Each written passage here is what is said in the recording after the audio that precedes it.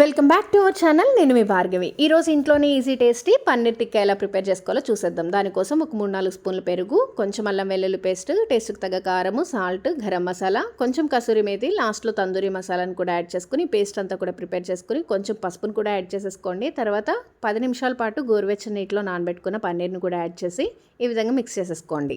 దీనిలోనే మనం క్యాప్సికమ్ ముక్కల్ని అట్లానే ఆనియన్స్ని ఈ విధంగా కట్ చేసుకొని మిక్స్ చేసుకుని ఒక హాఫ్ అన్ అవర్ పాటు మ్యాగ్నేట్ చేసుకుని తర్వాత కొంచెం ఆయిల్ని అప్లై చేసేసుకొని మీరు తందూరికి యాడ్ చేసుకున్నాకైనా అప్లై చేసుకోవచ్చు, లేదా దీంట్లో అయినా కూడా ఆయిల్ని మధ్య మధ్యలో చక్కగా మనము దీనికి ఆయిల్ని అప్లై చేస్తే గ్రీస్ చేసినట్లయితే ఇంకా సాఫ్ట్గా చాలా బాగా కుక్ అయితే. చూసారు కదా నేను ఎట్లయితే రెడీ చేస్తానో.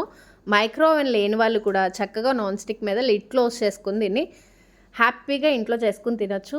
ఎంతో ఈజీ టేస్టీ పన్నీర్ టిక్కా అయితే రెడీ అయిపోయింది. Thanks for watching. మరొక మంచి వీడియోతో మళ్ళీ కలుద్దాం. Until then bye by.